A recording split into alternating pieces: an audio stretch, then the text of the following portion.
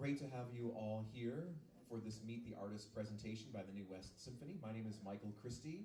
For all of you watching in YouTube and Facebook Live world, welcome to University Village in Thousand Oaks. We have a capacity audience here for our presentation today. Joining me are our guest artists performing with the New West Symphony in our Binging on Mozart program this weekend. Pianist Natasha Kislenko and baritone Cedric Berry. I will let the two of them introduce themselves with their wonderful biographies, such interesting activities as you would well expect from artists living in the Southern California region, because wow, we have lots of activities going on in all sorts of different ways that people are able to participate as artists. Natasha, maybe we'll start with you. You come from the furthest west here in Santa Barbara.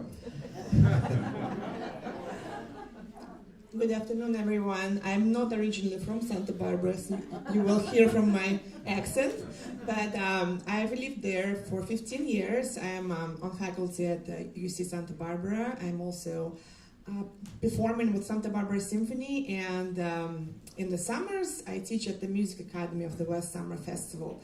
So I'm doing a lot of exciting, interesting things, performing-wise and teaching-wise, and I'm very, very happy to be here for the first time with the New West Symphony and performing Mozart, one of my favorite composers. So I'm very excited to be here. Good afternoon. Good afternoon. Is this on? No. It's off. I'll try it again. Testing. Good afternoon. My name is Cedric Berry. I'm a bass baritone. I live in Los Angeles. I've been singing for most of my life, even as a child, but professionally, I've been singing for quite a while, and I sing all over, everywhere, wherever I get a contract, but I've sung most regularly in the Southern California region with LA Opera, with the Philharmonic there, with Long Beach Opera, with the Industry Opera, with all the different musical outlets there. I also am an administrator at the University of Southern California in their film school. And I also do real estate, so I do just about everything. So that's just about everything. I figured, look, if you're gonna have a career in the arts, support it. So you can sleep at night and still perform as well as you think you can. Well, it is wonderful to have you both here. I've put this program together because sometimes orchestras or festivals or universities will put on a big survey of composers' works, all Beethoven piano concertos, all Stravinsky's ballets. And so I've always been very eager to explore with our audience and orchestra the music of Mozart. And the question always is, well, which piece do you pick? Because if you can't do a month's worth of Mozart concerts, then how do you actually decide? Because the Requiem itself is about an hour, so that takes most of a concert. Any one of the piano concertos is a half an hour. Most of the symphonies are coming in about a half an hour. So as soon as you pair one or two, maybe three of the pieces with an overture, etc., that concert is done. It is full. And so suddenly of the 626 cataloged works of Mozart, you get just the teeny tiniest little sliver. And so I thought, okay, well, what if we look at all of the genres that Mozart impacted? And at that time, that would have included chamber music, vocal, instrumental music for one instrument, would have been orchestra, choral. And so if we had a concert with full works of all those about, say, 9 genres, we would be there really until 3 in the morning. We would probably be having a great time, but we'd be there a very long time. So I thought, okay, I'm going to make a very bold step and select, I'm not going to say the best, but among the best works in each of the genres. And I will apologize to the audience, of course, because you could easily substitute any number of works as a representative piece of a great orchestral movement, or a great piano concerto movement, or a great opera aria. I mean, you just pick. First of all, you have to decide whether it's a male or a female. Then you have to decide, is it an early opera, is it a late opera, comedy or a tragedy? You just kind of go down. So I took the unusual step of selecting what those kind of representative works would be. So I hope people will enjoy it. And I was thinking, it's almost like a tapas menu at a restaurant. You get this beautiful dish, beautifully flavored meat here. You get this beautiful bean salad over here. So we kind of the same idea. You get this beautiful taste, but overall the whole plate is just this hopefully eye-opening and heart-filling representation of this most amazing genius who in only 35 years transformed music. So I want to just talk with you, both of you, a little bit about how Mozart has made your instruments and the genres that you play of his very unique.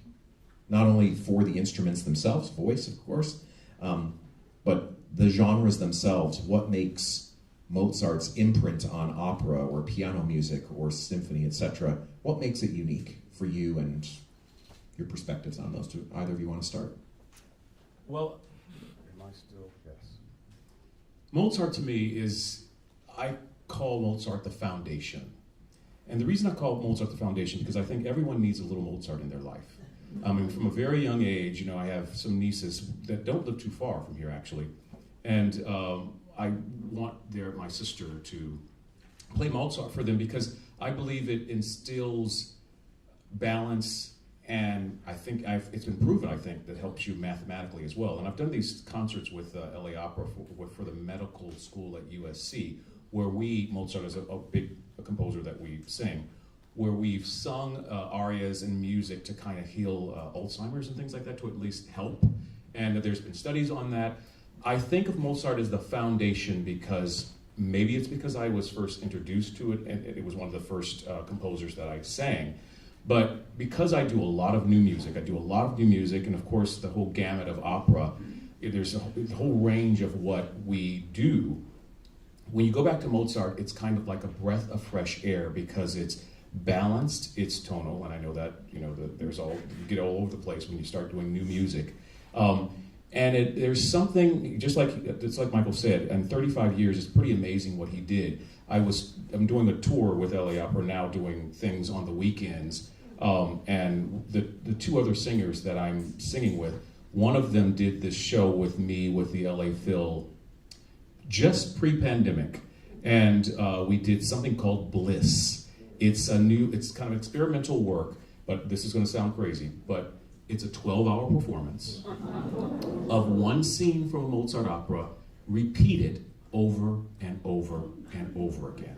So there's a cast of all of us. I think I was Figaro, and she was Susanna, and there was the Count, and there was all these characters in there, and we sang the work on a loop for 12 straight hours. Now we could go off stage every now and then for a little breather, but for 12 hours. And what Maria Elena, that's the singer that I'm referring to, we were talking last week, and she said, what's the genius about this? At the end of those 12 hours, she thought she would have vocal fry. We could have gone on another 12 hours after singing that. And you can't say that with every composer, because I did another concert recently, and if I was to do that more than once, it would be a problem. So I'm not sure what it is, but there's balance, there's harmony, and it just feels right. And that's why I love Mozart. That's what's unique about Mozart to me. One of the things that I find so revelatory in an operatic setting is that people can so easily take the stories of these Mozart operas and apply them into virtually any setting, because although there's a great purity to Mozart's musical language and a great symmetry, underlying there is always a definite, profound, and unmistakable humanity. He is not trying to say, this is what humanity in this situation looks and sounds like. You are actually embodying those characters. And so I wonder also, as a performer of Mozart, becoming a character, how do you, what sense of freedom do you have to bring, whether if you imagine a 19th century singer singing them 20th century or now a 21st century, that somehow it still applies? That's interesting you say that, because I was just thinking as you were saying that Mozart operas are probably, I've done so many iterations of different things, particularly with new opera companies, they're reimagining things and doing things differently. I've done more adaptation of Mozart operas than anything that I can think of. Some of them were for adults, some of them, were for even children. And it's so translatable, meaning you can, if you were to talk about it and think about it, you would think that it wouldn't work, but actually, just like you were saying, the stories are so prominent and translatable that they could easily translate to young children. They can easily translate to modern day. They did Figaro 90210 with LA Opera. This was pre-pandemic as well, and it was all modernized, and it worked so well. And it was it worked so well that you were thinking, this is clearly, if you didn't know what the opera was, you would think that that's what it was written and that's what it was written for, because it does translate, and you can flip it on its head, you can do different things with it, and the story still comes through, the characters still come through, no matter what age group is listening to it. Well, I'm listening to your beautiful voice, and I'm thinking it would be great to hear one of the selections that you're going to sing. Okay. Not Mozart. Right. Tell us a little about what you're going to sing, and then we'll leave you to it. So today I chose two songs that have a couple different, just give you a different flavor of what I do. This first one is opera, and it's an American opera by Gershwin. I'm sure you're aware, Porgy and Bess. And I'm singing the aria, one of the arias that the title character Porgy sings. And I like singing this, especially today, because it really has new meaning in a world where technology seems to be taking over, and now they just had fear of AI, putting it, kind of keeping it on ice for a few months so that we can catch up with what they've already done. I mean, there's so many things going on. This song is so simple, it's so serene. It's called I Got Plenty of Nothing, and nothing is plenty for me. And because I don't need a car, I do. But, what Porgy's saying is he doesn't need a car, he doesn't need a watch, he doesn't need a cell phone, he definitely doesn't need AI, because he's got the things around him, and that's plenty for him.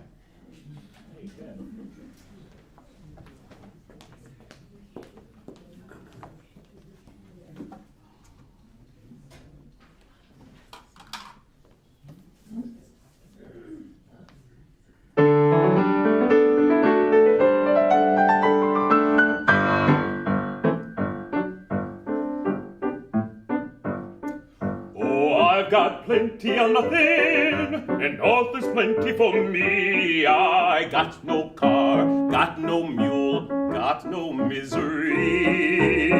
The folks with plenty of plenty got a lock on the door, afraid somebody's gonna rob them while they're out there making more. What for? I've got no lock on the door, that's the way to be. They can steal the rug from the floor, that's okay with me, cause the things that I prize, like the stars in the skies, all are free. Oh, I've got plenty of nothing, and all there's plenty for me. I've got my gal, got my song, got heaven to hold it long, and I ain't complaining. Got my gal, got my Lord, got my song.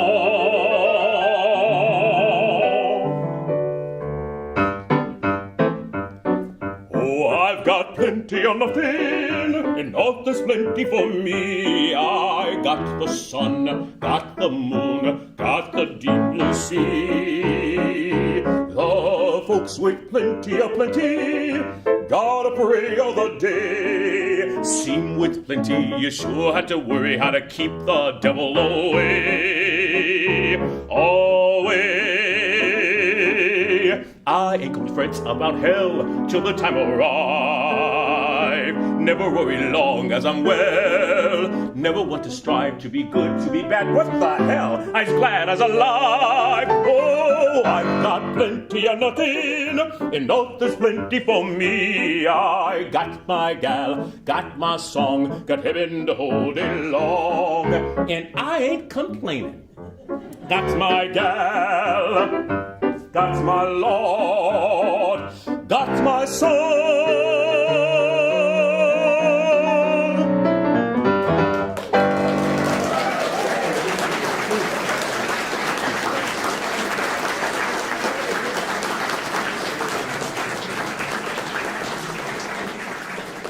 Thank you, Cedric. Thank you, Natasha, for accompanying. As I was listening to that, I was thinking Mozart brought in all of the styles that were happening when he was going around Europe. And can you imagine what we would have had if Mozart was familiar with jazz? I mean, thank goodness we had Gershwin, because he transformed in this musical style and in its own way.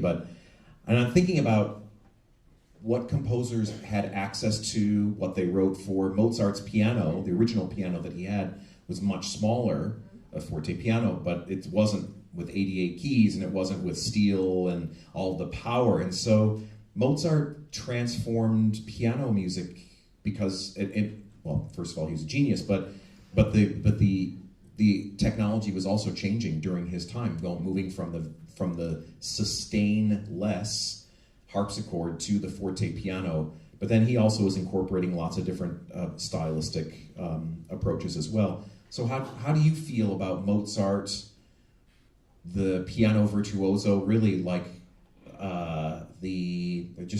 almost like the Beyonce of piano in Europe, and what he left for us? Well, Mozart, of course, was a prodigy since a very early age, and he was brought by his father along with his sister to the courts in Europe. All the kings and queens and all aristocracy, they all admired him when he was a little child. He could already play as well as an adult, an amazing technique, and he was composing since he was very young. That's why we have so much music of his. So when one thinks that you need to learn to play like that, but child could do what we learn to do when we're adults already, that's amazing. Because, when I was growing up, my teacher was telling me, Mozart is the most difficult composer. First you need to learn how to play Haydn and Beethoven and Bach, and you wait with Mozart, because Mozart is most difficult. And I was thinking, why? I just want to play that Rondo alla Turca, since I was 10. I don't know, I could play it, but she said, no. You're not going to be able to play it well enough yet. And I was thinking, what is there?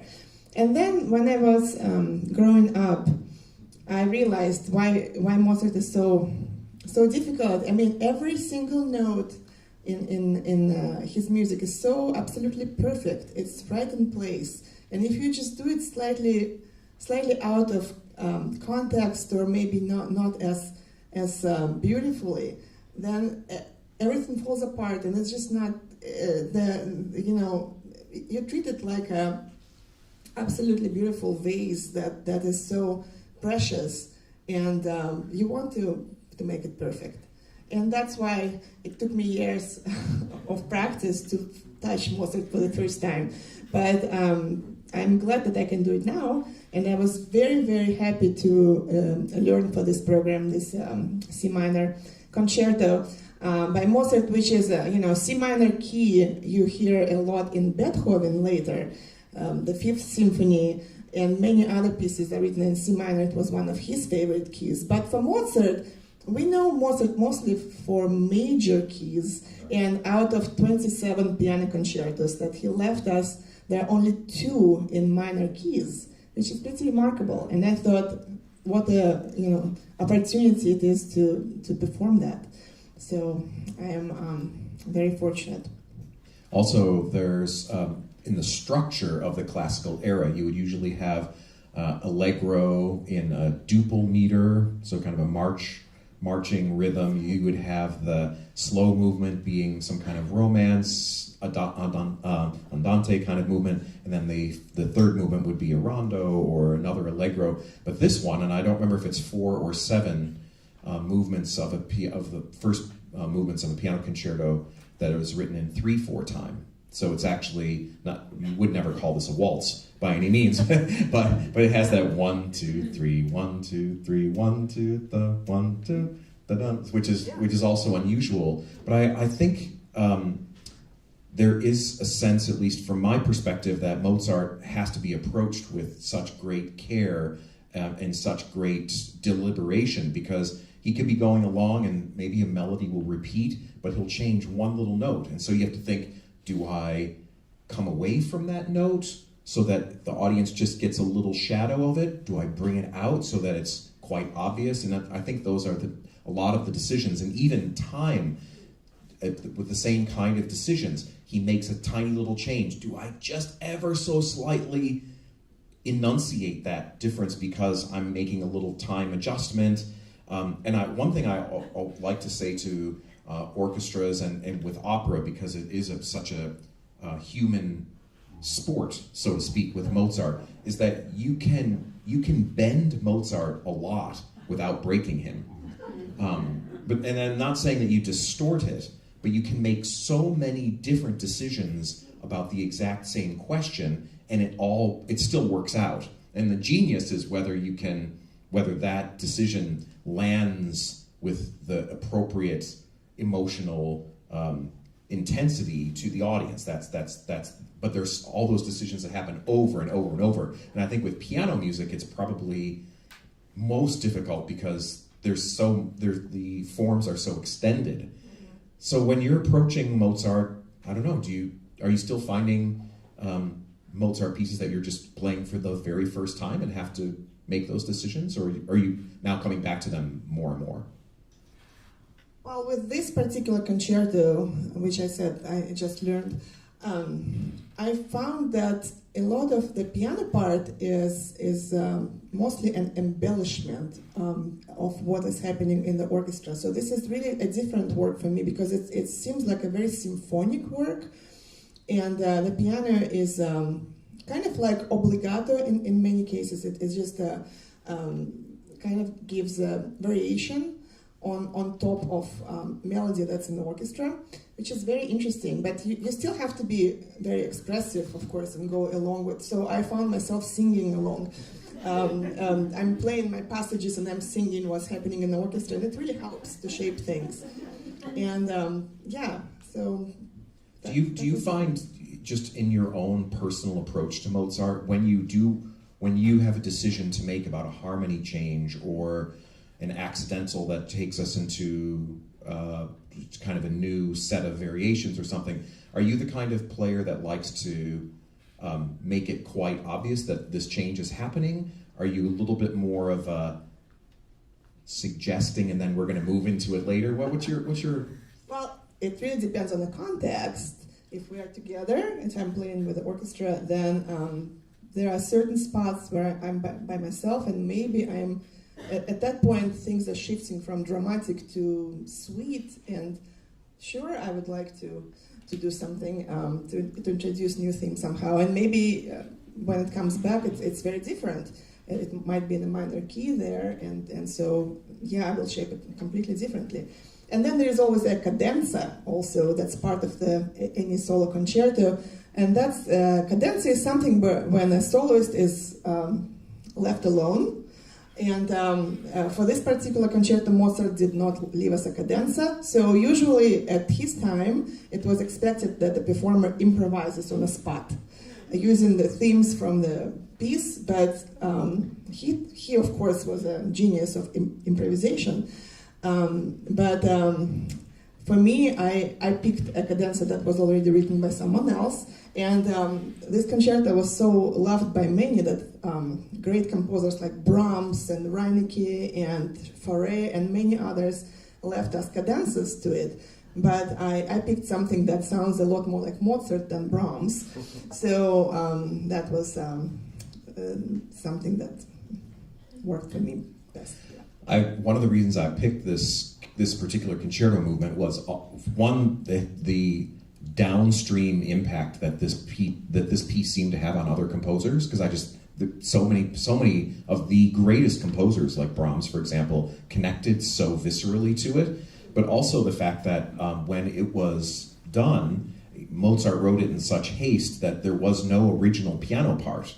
There were the orchestra parts, but when the music was published, he had to go back and write it all down. So that means that in that performance, he was making it up. I mean, he knew what was going to happen. Obviously, he's Mozart and it was his piece. But just to think about the fact that he had to, in hindsight, had to go back, and I think that's quite a beautiful thing. As you mentioned about the cadenzas, that practice, we lost that practice very soon. And the composer you're going to play now, Sergei Rachmaninoff, is not a composer who used the form of the cadenza, but somehow the idea of the improvisational composer, especially with a Rachmaninoff, for example, endures, even though we don't call it a cadenza, I think. Yes. So shall I? Yeah.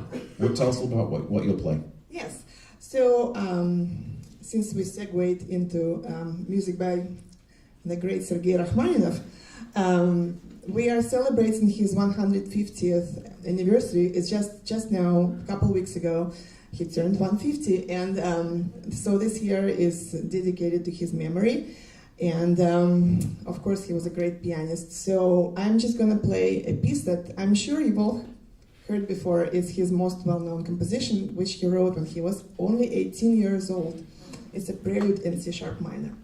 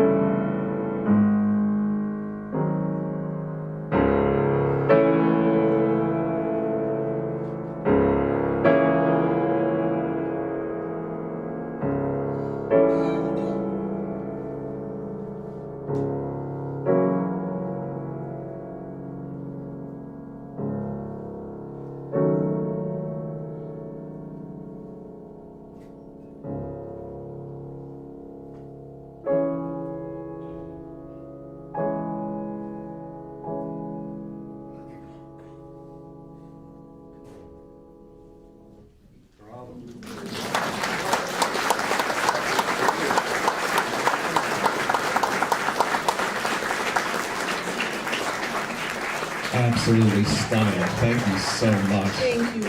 Oh, amazing. And I do want to say that I know that the project of getting a new piano here has been something that's been in the works for a long time. So Beautiful instrument. Very beautiful. We love our new piano.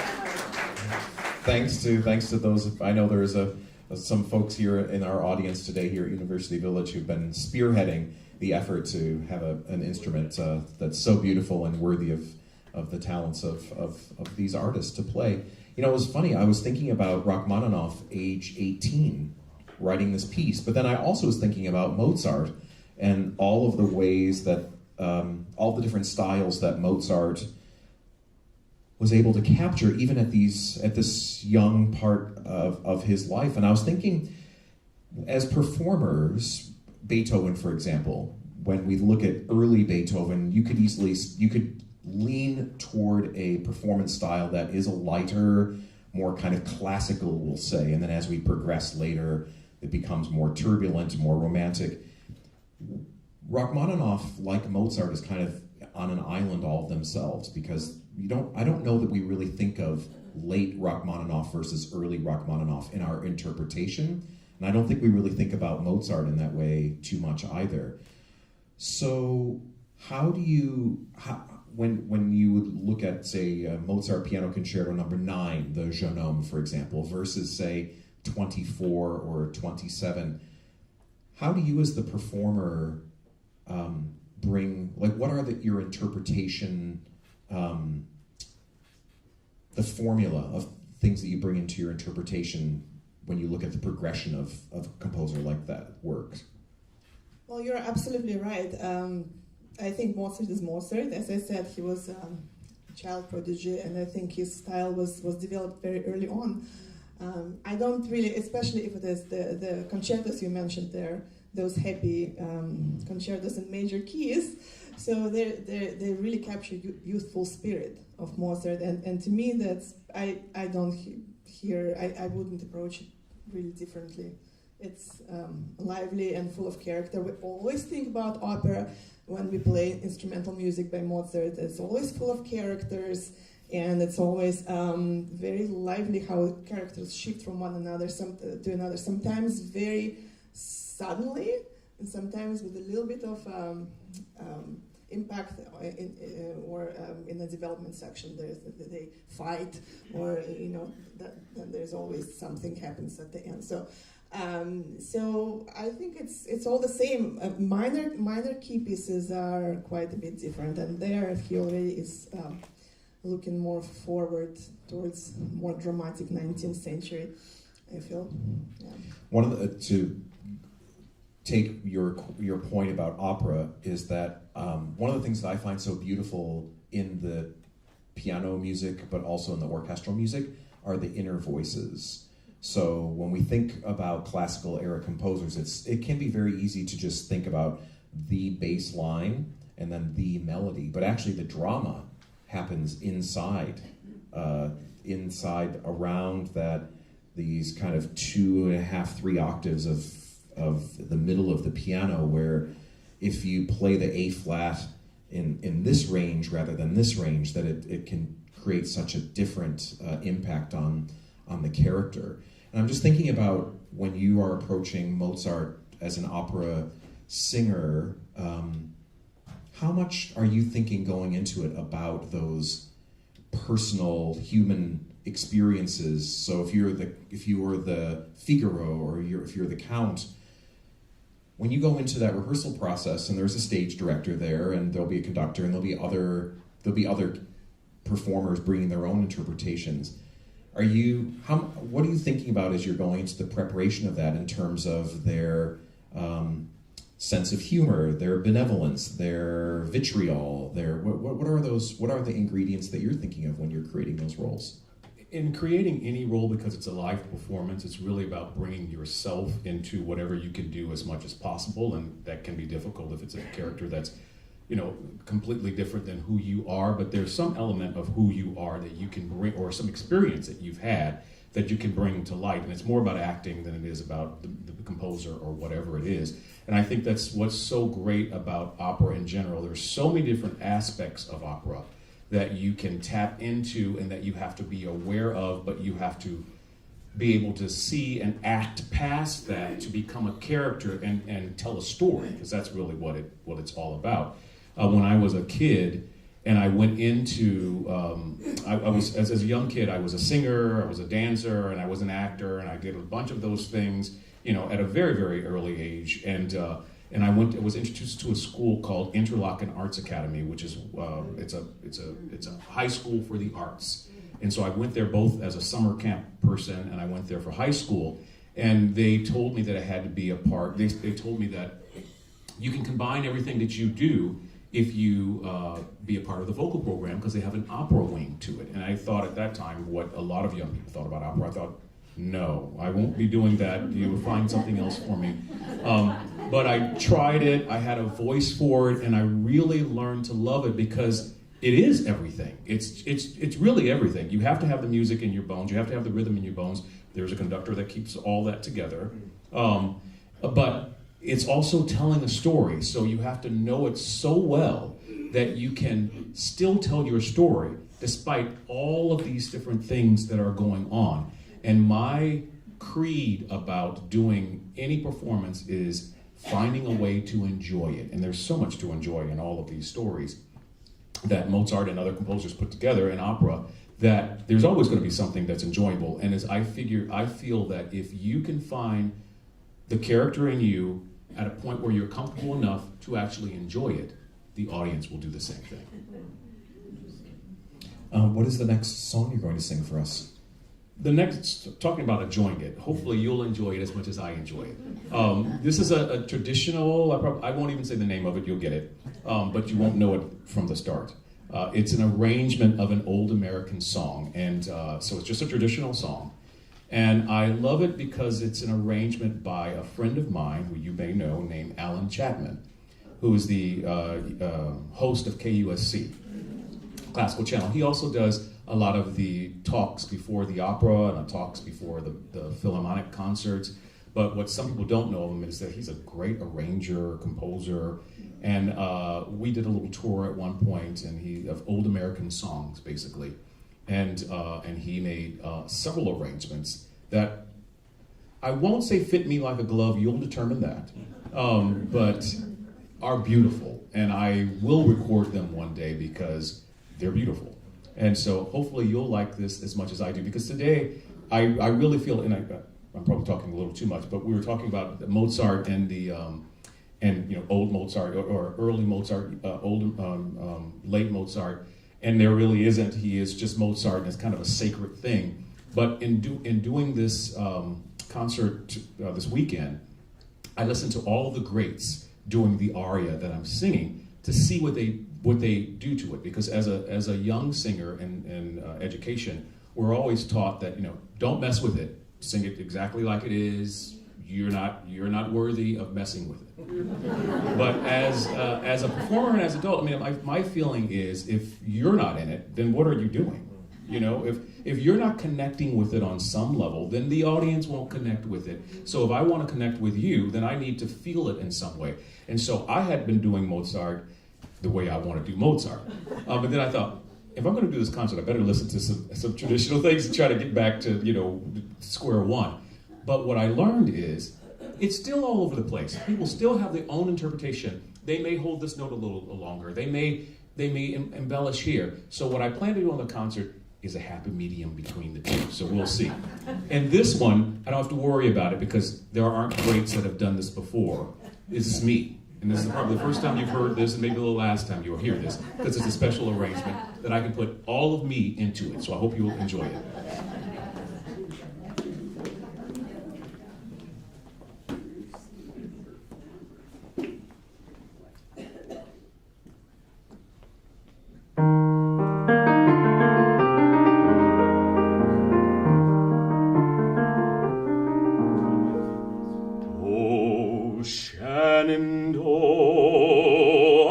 your daughter. Away, rolling river. Oh, Shenandoah, I'll not deceive you. Away, I'm bound away. Across the wide Missouri.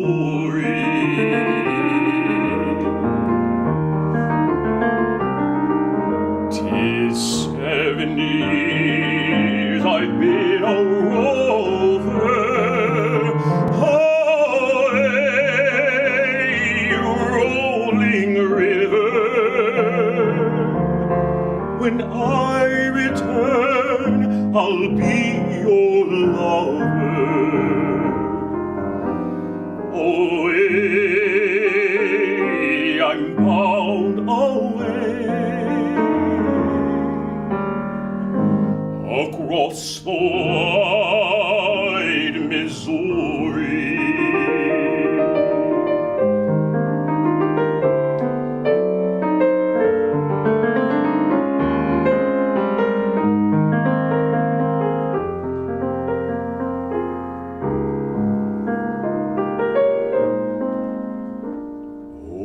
Shenandoah, I'm bound to leave you.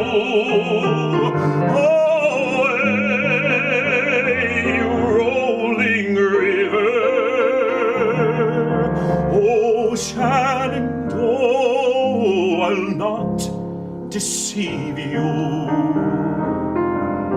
Away, I'm bound away. Across the wide Missouri. Far away.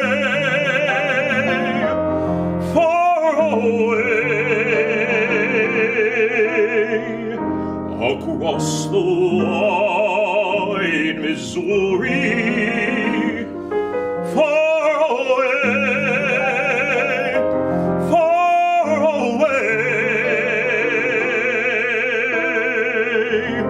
Across the wide Missouri. Oh, Shenandoah, I love your daughter.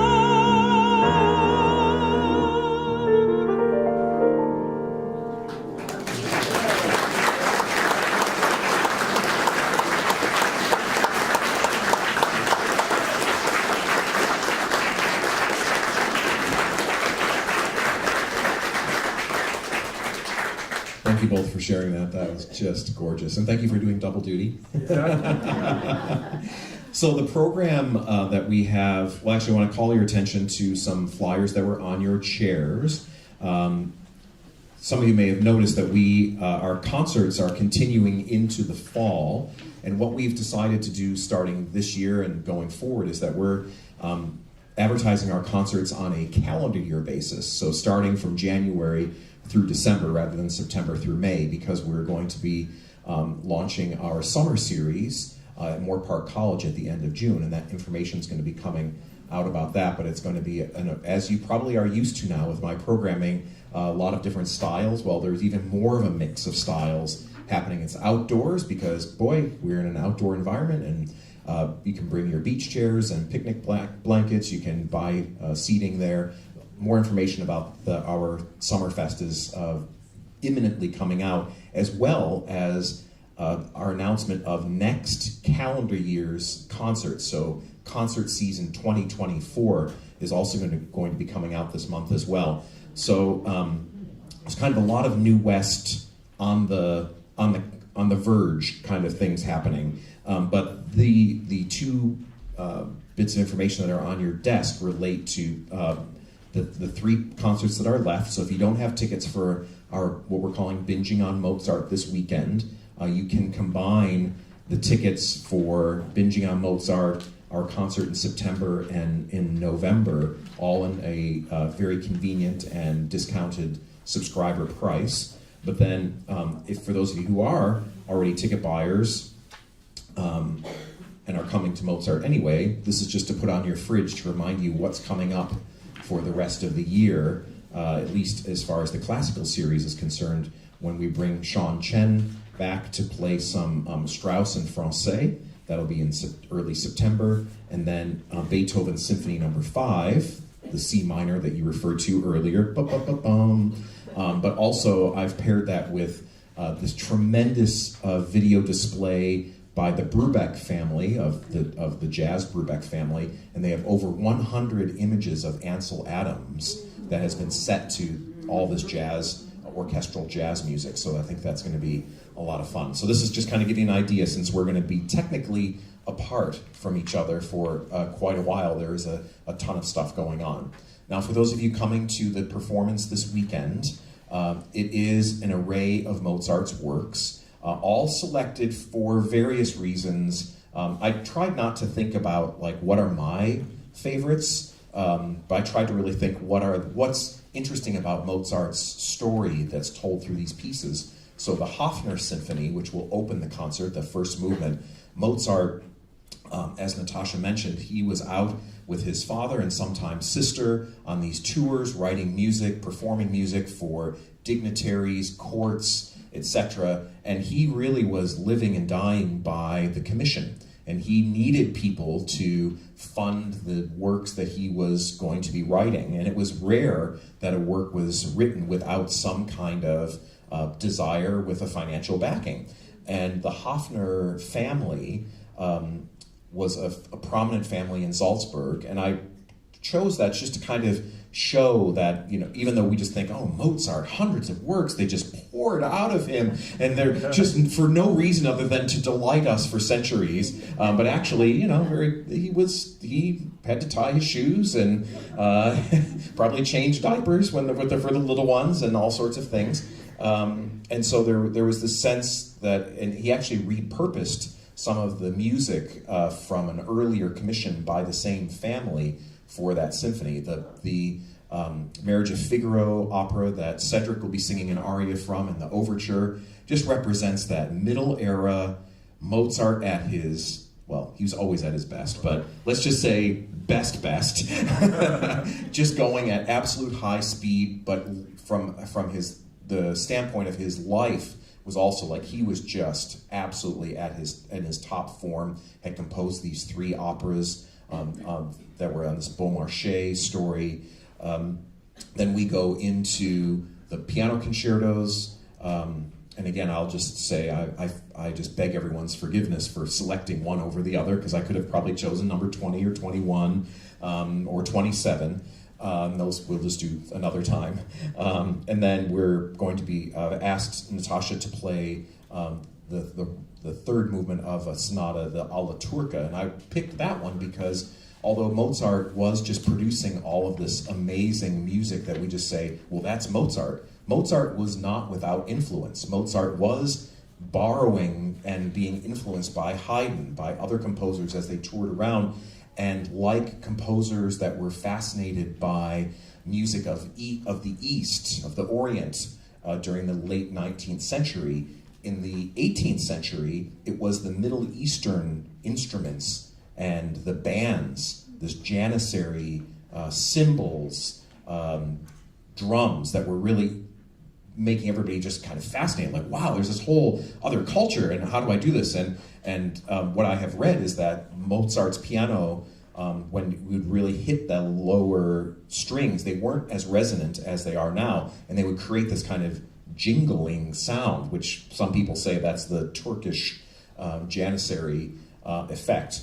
Then one piece I thought, well, if you're going to do Best of Mozart, you just have to have the Eine kleine Nachtmusik, because that is one of the most ubiquitous pieces of Mozart. So that will open the second half.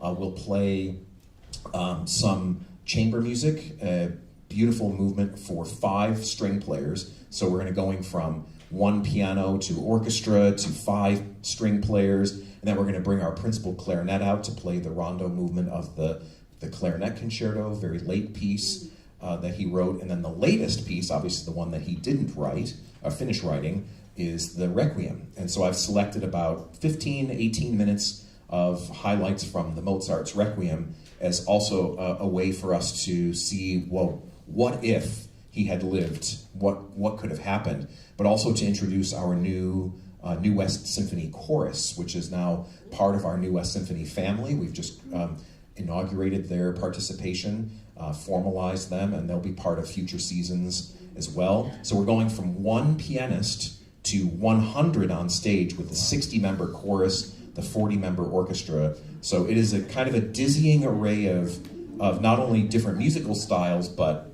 kind of horsepower from the sound perspective. So I want to thank both Natasha and Cedric for being here. I want to thank all of you. We've got this amazing audience here at University Village. You are all, just make the weeks that we do these concerts so much fun, because I know how much you enjoy getting to get to know the artist, hear their perspective, hear their music making, and it just brings just a great part of our week together here at University Village. So we look forward to seeing many of you at the concerts this weekend, but do keep an eye out for future information about New West Symphony concerts that are already planned and going to be available for you to buy tickets for as well. Thank you for your support.